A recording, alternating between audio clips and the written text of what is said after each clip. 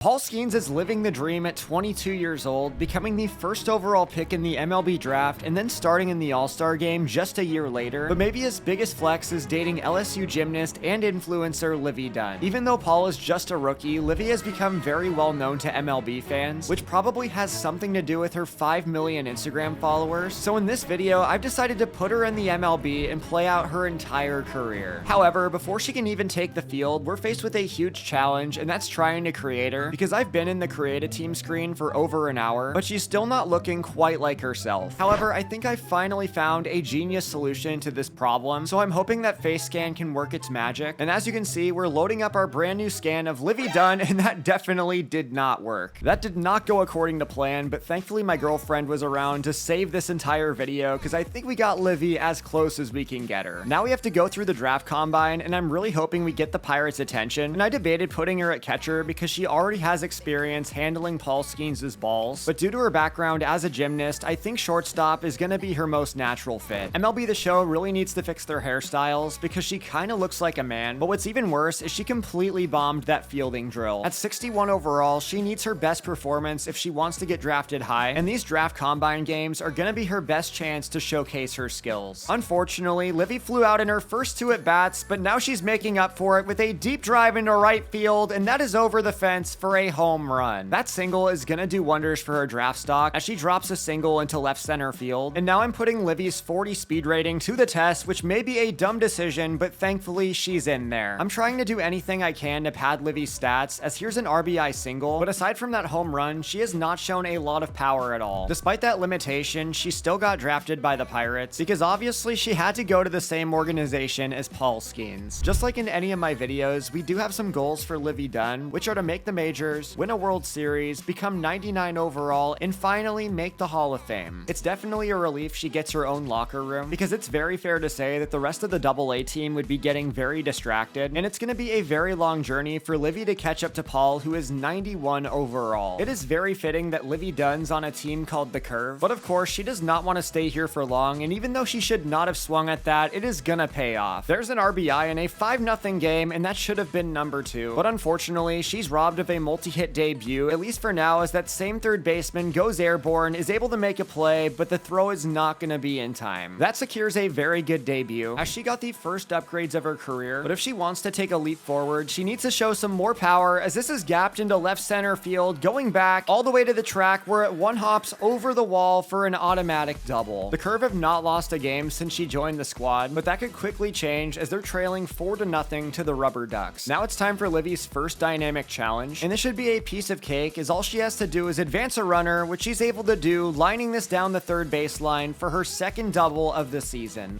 Livvy Dunne's been hot at the plate, and not in the way you guys are thinking, as that was a very successful debut series where she hit 385. I am really hoping this is the start of great things to come in Livvy Dunne's career, because the sooner she gets through the minors, the sooner she can be back in Pittsburgh with Paul. However, at 5'6", we have to remember that she already has all odds stacked against her to even make the majors, so if she wants to impress the organization, she's gonna have to do a little bit more than hit blooping singles. At least for now though, getting on base improves her stats, and as the organization's 5th best shortstop, she needs to get better as fast as possible. The Curve has been on a bit of a losing skid recently, but Livvy has a chance to help them rally as she smacks a double in a tie game, and even though that did not turn into any runs, here is a beautiful double play with the one-hop throw to first base. It looks like Paul Skeens is the only pitcher in the world who knows how to attack her strike zone, and at least in the first month of her AA career, this has been a huge advantage. Now she can earn an equipment pack if she drives in all runners, and this would be huge considering she has no custom gear, but unfortunately she misses the opportunity. That is unfortunate, especially because one at bat later she comes through with the double that would have earned her that challenge, but at least she helped her team get a big win. This is a pretty solid slash line for the first month of the year, but it's very important she keeps developing her power, and obviously I've played a lot of MLB The Show, so I do have some equipment that I can give her, but in order to keep this video at least sort of realistic, I am going to give Livvy some gear, but we're going to start small and work our way up. Livvy Dunne's road to the show continues, but she she still has not hit her first home run of AA, so that needs to be her next goal if she wants to be taken more seriously. And I know with that haircut, she looks a little bit more like a young Hillary Swank, but that's the best this game can do. Hitting for contact is basically the only thing Livvy does well, but it's been encouraging to see her steal bases and make plays in the field, but having power ratings in the 30s has definitely hurt her performance so far. It's also been pretty lonely being the only one in the locker room, so for the first time in her career, Livvy Dunne could be entering a slump, but here's a huge RBI to tie it against the Patriots. We are still waiting on that first home run, and with the current state of her ratings, I do not know if it's possible, as here's a deep drive into right center field that will not get down. That's another loss for the Curve, as that RBI has been Dunne's only hit of the series, which would drop her OPS below 800. During her off days, she's been hitting the bench press as much as possible, which is definitely encouraging, even though she's the type of person to make a TikTok at the gym. However, she needs those power upgrades to come in handy in her very next game, as she's faced with a dynamic challenge to hit a double, but she's gonna go above and beyond, hitting this one out of the park for her first home run. That is hopefully the first of many for the 5'6" shortstop, and that certainly has the Pirates organization and Paul Skeens on notice, because the number one thing she needs to work on is her power, and right now she's on fire as she launched a double in the next inning. This is a huge game for the Curve, as they've scored 7 runs in the first 2 innings, and even though Livvy Dunne is already having the best game of her AA career, there is plenty of time to add another double. A 3 extra base hit performance is gonna do wonders for her stats, but in the 9th inning, she has a chance to complete her second dynamic challenge, which she does by power swinging to opposite field. We just drowned the Rubber Ducks, beating them 7-2, and this was a breakout performance from Livvy Dunne. She stayed up all night thinking about that win, and unlike most players in the minors, she's rich, so she decided to treat herself to some new batting gloves. So far, she has 2 pieces of equipment and 2 perks, but if she keeps playing like this, I'm gonna reward her a lot more. My goal is to get Livvy Dunne to AAA before the end of the year, and with the way things are going, I think that is very likely, because she's already become the 3rd best shortstop in the organization, and she only keeps improving in the field. Here's another dynamic challenge, and all Livvy has to do to complete it is drive in another run, which she easily does, as the Curve secured another win. I have no idea why Livvy's wearing a Christmas sweater in May, but the good news is that our manager just gave us double boosts for the rest of the month, so here's a great opportunity to boost her overall as she completes another dynamic challenge, clearing the base with an opposite field single. Even though it's just in a few stats, the double points are making a difference, and the best part of this is they're active for the rest of the series against Portland. Coach is telling me to steal, and that's definitely risky because of Livvy's low speed, but she is in there, and this is an encouraging development, because in all of the Road to the Show videos I've done, I don't think I've ever had a good base stealer. Meanwhile, the Curve is getting destroyed in this game as Livvy Dunne just failed the dynamic challenge, but she's gonna follow up with a double as that defender just did a somersault. She is definitely making the most of extra upgrade points, as there is another RBI single shot right back up the middle, which helps Altoona win another series. Livvy is officially on a hot streak with a 337 average and an OPS above 850, so she's a big reason why her team is above 500, and to start the new month, we're gonna give her one more piece of equipment, as she's gonna add some silver tier cleats. Livvy Dunne is already up to 66 overall in her first season of AA, but of course, as she improves, it's gonna get much harder to add new overall points, and there's the new cleats on display. She is already feeling much faster, which should also help her out in the field, although she still can't make the tough plays. But now in the 5th inning, the Curve is down 1 run with the bases loaded, and Livvy's gonna tie it up. Even though she's leading the team in hits, there's still plenty of room for improvement, because Dunne has only gone yard 4 times this year, but there's not much room to complain when our team is getting huge wins just like this one. I'm definitely confident we're gonna make it to AAA this season, especially because Livvy is 1 overall away from being the 2nd best shortstop in the organization, and maybe she can get there by driving in the winning run. This could be her first career walk-off, so it would be huge if she could come up in the clutch here, but unfortunately, that is a fly out to right field. But by advancing the runner, the Curve still got the win. The MLB really doesn't want Livvy to be in the minors for much longer, because her and Paul Skeens would earn so much publicity, so it's very fitting that after 2 more games, our manager called us into his office to say that Livvy has been called up to AAA. This is a brand new level of competition, so I think it's time to give Livvy Dunne a little bit more help, as I'm gonna finally give her a silver play style. In this video, I'm proud to be telling you guys about a brand I've actually been loyal to for a very long time, Manscaped. The last thing anyone wants to do is trailblaze through a forest to get to your scrawny slugger, so there's a great reason Manscaped is trusted by more than 5 million men worldwide for their trimmers, hygiene and shower formulations, and premium boxers. But the product I'm telling you about today attacks well above the strike zone. The Handyman Compact Face Shaver is an incredible grooming tool that delivers a quick close shave, ensuring you look and feel your best. It features a unique dual blade, a standard foil shaver, and a long hair leveler blade to trim up to 3 days worth of growth. The Handyman is also very safe to use due to its skin-safe technology, designed to reduce those very pesky nicks and cuts, and it's waterproof. This is a must-have feature because that means I can use it in the shower without my girlfriend yelling at me for leaving a bunch of beard hair in the sink. Unlike your standard razor, the Handyman fits perfectly in your hand, which makes it very easy to maneuver and reach even the trickiest spots. And now that I have it, it's become my go-to travel razor due to its compact design, 60-minute battery life, and its airplane friendliness. You can go to manscaped.com and use my personal code SLUGGER at checkout for 20% off your order on all Manscaped products, but also to fill you in on a little secret, if you buy now, you can use my code on top of the discounts from their summer sale and definitely get the best shave for your buck. Trust me, it is worth every penny.